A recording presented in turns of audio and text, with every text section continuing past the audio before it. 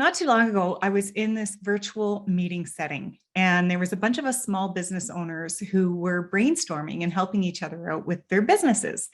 And this one lady, when I got talking about my business and what I offer, she looked at me and she goes, HR? Like, that doesn't even belong in small business. That's a big corporate thing. Corporations deal with HR, small businesses don't. And I was a little bit shocked. I didn't realize that there were small businesses out there that thought that HR is completely disconnected. People in small businesses don't need to know it. It doesn't belong in their businesses. And I thought, this is a perfect opportunity for me to get online and to talk to all the small business owners out there to let you know exactly like what is HR? What do we do? And where does it belong? So I just want to kibosh that myth, first of all. The myth that HR only belongs in corporate conglomerates. Couldn't be further from the truth. If you have even one employee, you already have HR. Now just look at the name, human resources. So there's a human in your organization, and they need the resources to be able to do things well for your business. Some of those resources are, you probably need to make sure that they are paid. That's a resource. How do you pay them? How much should you pay them? You have a lot of questions to answer yourself when you start off thinking about, okay, I need an employee. So having a compensation plan is super important. And then when you're paying them, are you going to give them any kind of benefits? Your benefits are your indirect pay. So you're going to need to know how to pay them, both direct and indirect pay, and what you're going to pay them. And they're going to want to know that when they come to your business. And you have to figure out how you're going to kind of put them through a step-by-step system of paying them a little bit more each year or giving them an added benefit each quarter or each year. And what is that benefit going to look like? Is it going to be a health and dental plan, or is it going to be social events like barbecues or Christmas events? Are you going to give them something kind of outside of the box that an employer normally wouldn't even think about giving them? You have to come up with some sort of compensation philosophy. And how are you going to compete in the market? As a small business owner, I think just pulling a number out of a hat of what you're going to pay is probably not the best way to do it, because that's how you may not be attractive enough to bring somebody in, or you may lose somebody because you're not paying them competitively within your industry or your region, or there's a lot of different factors to look at. So that's just one tiny component of human resources. And once you figure out, okay, I'm going to hire an employee and I've got this compensation, how am I going to recruit them?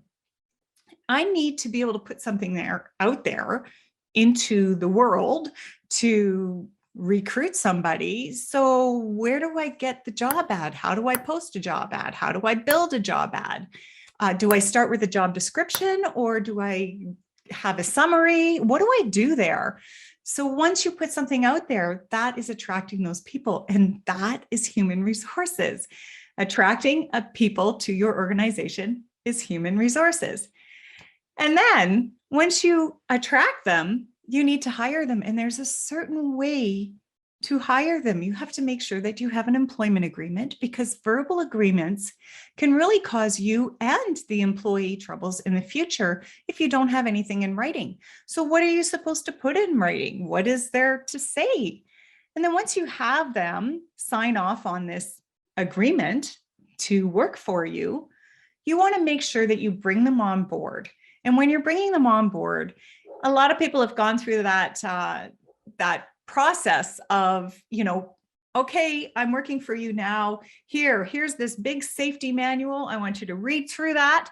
And I want you to read through this policy manual. By the way, if you're going to have employees, you're going to need policies. Policies are outside of legislation. Those are the things that aren't talked about in legislation. So that is also a piece that you're going to need if you're going to have employees. So anyways, back to the policy manual. They get this policy manual. Are you just going to sit them at a desk or sit them in a lunchroom and get them to read through all that and sign off that they've read it and then send them on their way?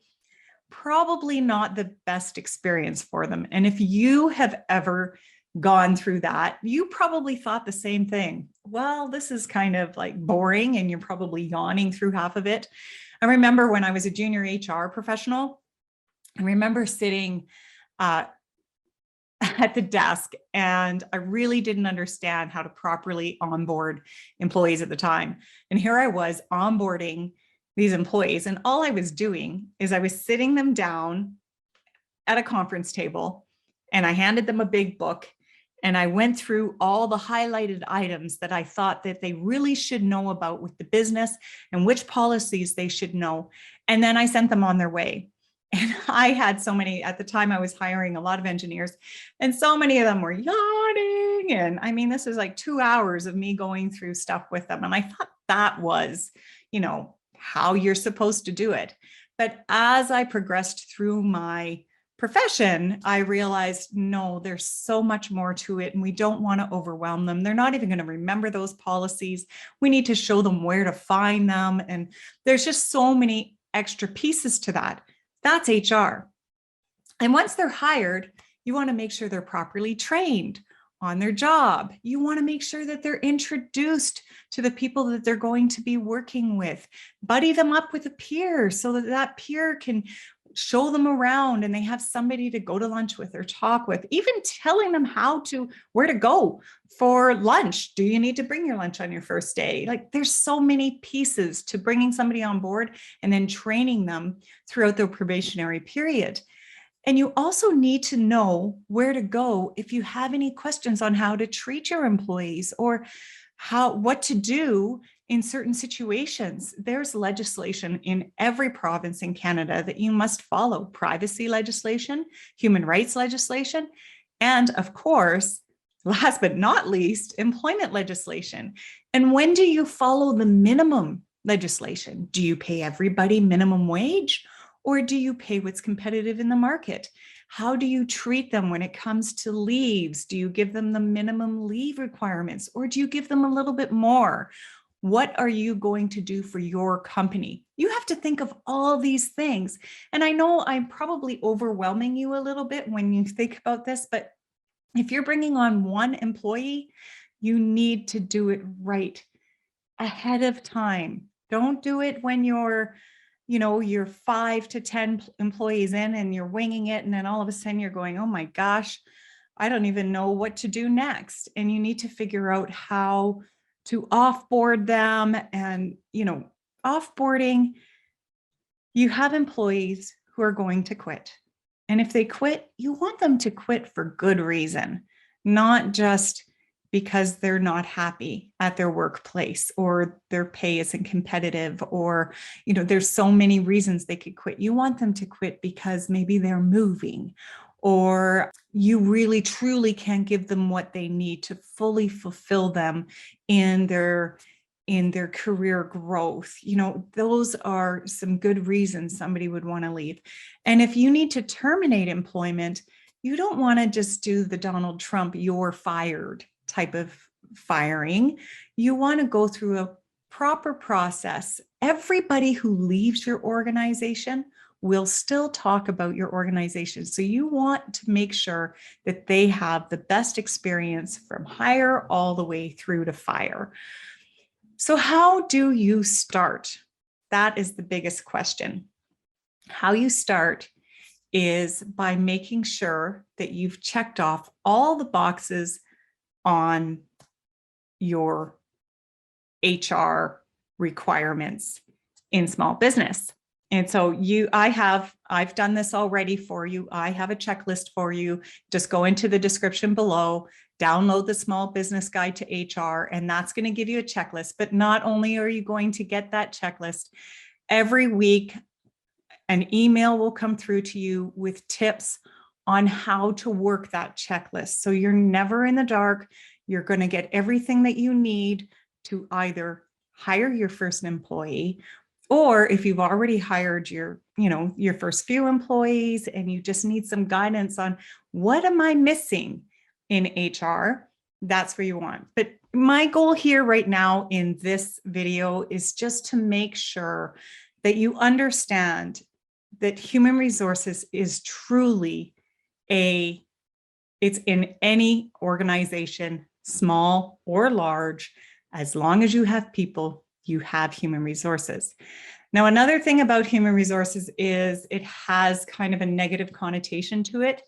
And that stems from many years ago when HR was thought of as police. They were the policy drivers. They were totally, only on the employer side. But if you talk to any HR professional or anybody who knows HR really well, they'll tell you that that's not what we're about. We are here both for the employer and for the employee. We're the neutral party who wants everybody to do well. And usually we're pretty cheerful people and we're easy to get along with. And we are here truly to support you. You may be wondering, well, how do I be a liaison for my employees when I am the owner and I have these employees? Like, how do I become the middle person? How do I be that liaison? Yeah, that can be difficult. There are ways that you can do this as a small business owner. I've been doing this for 10 years with small businesses. I've been helping them get through these things as employers for their employees in a small environment, business environment. But I do have a free HR strategy session. We can hop on a call and I can teach you some ways to do that. The link is in the description below. So go ahead and sign up, complete the assessment that's in there so I can get a better understanding of what kind of business you are. And then we'll hop on a call and I'll help you out. Right. So I debunked one myth for you that HR belongs in a corporate conglomerate only. There are a few other myths that are out there. And in a recent article that I wrote in our Kiy Insight newsletter, Kiy HR Services is the name of my company, if you didn't know that, sorry about that. We have a newsletter called Kiy Insight, and that is on LinkedIn. I have provided the article on 3 other myths that I debunk in the description below. So if you want to read that, if you enjoy reading articles, it's there for your enjoyment. So go ahead and enjoy that. If you liked this video and you would like to be notified of future videos that I release, just hit that subscribe button right below here and the notification bell right beside it, and you'll be notified every time I release a new video. And to help with the algorithm, in order for me to continue bringing you content, YouTube has to like what I'm doing and you have to like what I'm doing. So that I know that you do like the content I'm bringing you, hit that little thumbs up, the little like button right below this video, and I truly appreciate it. And if you're looking to watch some more content, I would recommend watching this video on employment law. And also you can watch this video on how to hire confidently. Best of luck to you with the people in your organization. Thank you so much for watching this video.